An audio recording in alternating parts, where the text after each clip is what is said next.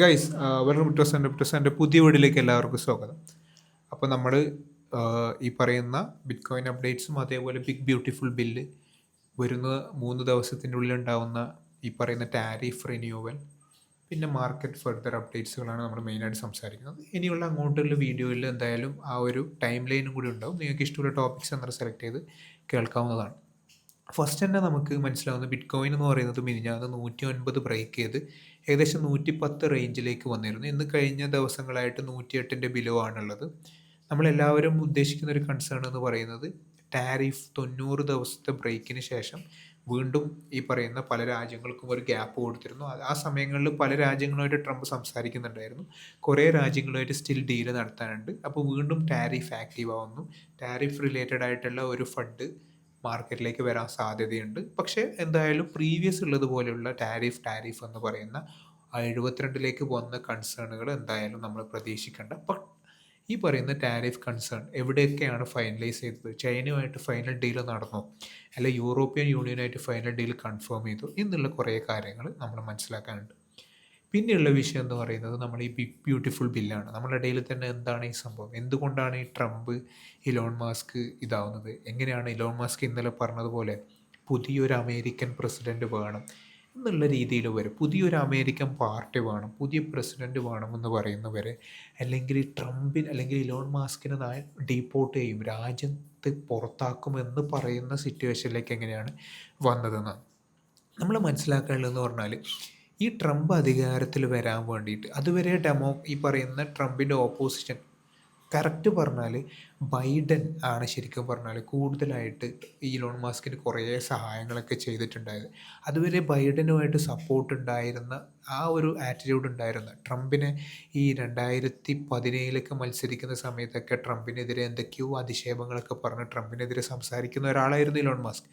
പിന്നീട് ഈ 2024 ഇലക്ഷൻ വരുന്ന സമയത്ത് എങ്ങനെയാണ് ഇത്രത്തോളം എമൗണ്ട് ഓഫ് ട്രംപിന് വേണ്ടിയിട്ട് ഡെയിലി ഈ പറയുന്ന റാലികൾ പങ്കെടുക്കുക, ഏകദേശം ഏറ്റവും കുറേ എമൗണ്ട് മണി ചിലവാക്കിയ ഒരാളാണ് ഇലോൺ മസ്ക്. റീസൺ എന്ന് പറയുന്നത് ഇലോൺ മാസ്കിനെ സംബന്ധിച്ചിടത്തോളം അമേരിക്കയുടെ ഈ പറയുന്ന കടത്തിൻ്റെ അളവ് വളരെയധികം കൂടിക്കൊണ്ടിരിക്കുന്നുണ്ട്. അപ്പോൾ ഒരു ഒരു ഒരു ബിസിനസ് മാൻ എന്ന നിലയിൽ ഈ ഒരു ഇത്രയും അധികം ഈ പറയുന്ന ഈ അമേരിക്കയുടെ ഡെപ്റ്റ് കൂടി വരുന്നതിന് മൂപ്പർ പണ്ടേ എതിരാണ്. ഇനിയുള്ള ഓപ്ഷനിലേക്ക് നമ്മൾ വരാം. അതുപോലെ തന്നെയാണ് ഇലോൺ മാസ്കിനെ സംബന്ധിച്ചിടത്തോളം ഗവൺമെൻറ്റിൽ നിന്ന് നല്ല എമൗണ്ട് ഓഫ് സഹായം ലഭിക്കുന്നുണ്ട്.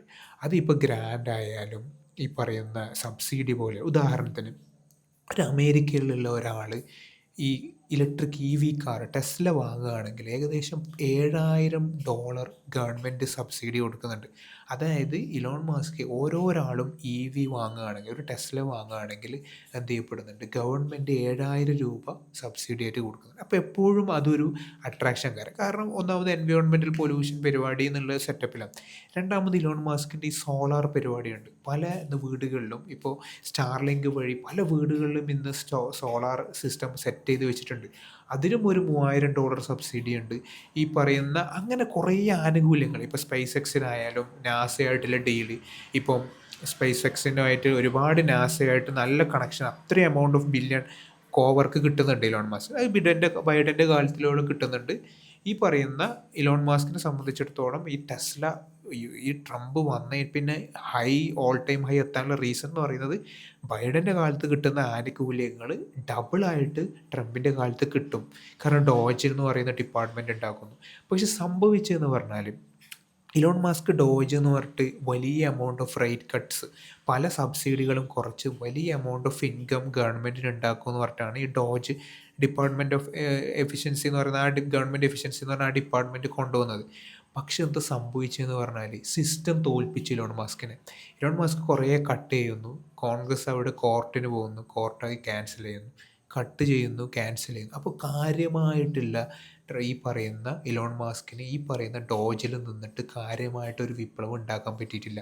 ഞാൻ പറഞ്ഞ പോലെ ഡെപ്റ്റ് കുറക്കുക, കൂടുതൽ അമേരിക്കക്ക് വരുമാനം ഉണ്ടാക്കുക എന്നുള്ള സെറ്റപ്പിൽ കാര്യമായിട്ട് വന്നിട്ട് ഒരുപാട് ബാഡ് ഇമേജ് അമേരിക്കൻ സൊസൈറ്റിയിൽ ഉണ്ടാവുക എന്നല്ലാണ്ട് പല എഡ്യൂക്കേഷൻ സെറ്റപ്പ് ക്ലോസ് ചെയ്യുന്നു, പല ഈ മെഡിസിൻ റിസർച്ചുകൾ ക്ലോസ് ചെയ്തിട്ട് കുറേ ബാഡ് ഇൻഫ്ലുവൻസ് ഉണ്ടാക്കുക എന്നല്ലാണ്ട് ഈ പറയുന്ന ഇലോൺ മാസ്കിന് കാര്യമായിട്ട് ഒന്നും ചെയ്യാൻ പറ്റിയില്ല. കാരണം സിസ്റ്റം അവിടെ ഒരാൾ വിചാരിച്ചാൽ മാറുന്നില്ല.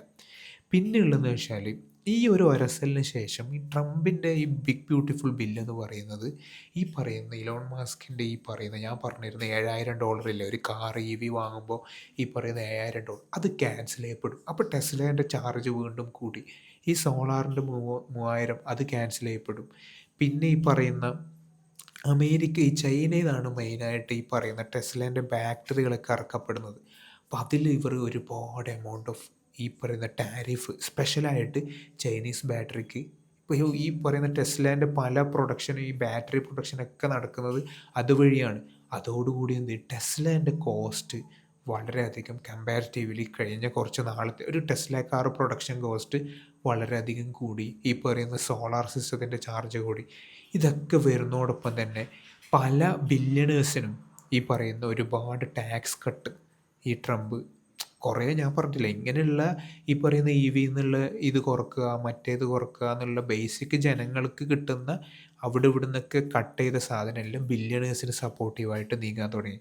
അപ്പോൾ അമേരിക്കയുടെ ഡെപ്റ്റ് ഇനിയും കൂടുമെന്ന നിലയിലാണ് ഇലോൺ മാസ്ക് സംസാരിക്കുന്നത്. അത് വീണ്ടും പ്രശ്നമാണ്. ഇന്നലെ ഏതായാലും ഇതാക്കി ബില്ല് പ്രാബല്യത്തിൽ വന്നില്ലെങ്കിൽ പോലും അതുകൊണ്ടാണ് ഇന്നലെ ഇലോൺ മാസ്ക് പറഞ്ഞത് നമുക്കൊരു പുതിയ പ്രസിഡൻറ്റിൻ്റെ ആവശ്യം. ഇതാണ് ബിഗ് ബ്യൂട്ടിഫുൾ ബില്ലിൻ്റെ കോൺട്രവേഴ്സി എന്ന് പറയുന്നത്. നമ്മളെന്തായാലും അറിഞ്ഞിരിക്കണം. കാരണം ഇനി അങ്ങോട്ട് മേ ബി പുതിയൊരു പൊളിറ്റിക്കൽ പാർട്ടി അമേരിക്കയിലേക്ക് വരാം, അല്ലെങ്കിൽ ട്രംപ് ഈ പറയുന്ന ഇലോൺ മാസ്കിനെ ചിലപ്പോൾ രാജ്യത്ത് നിന്ന് പുറത്താക്കിയേക്കാം എന്നുള്ള സിറ്റുവേഷനൊക്കെ ന്യൂസുകളൊക്കെ വരുന്നുണ്ടെങ്കിൽ അതൊന്നും സംഭവിക്കാൻ പോകുന്നില്ല. എന്നാൽ പോലും ഇത്തരം കാര്യങ്ങൾ നമുക്ക് എന്തായാലും പുതിയ പ്രസിഡൻറ്റ് അമേരിക്കൻ പ്രസിഡൻറ്റ് വേണമെന്നില്ല.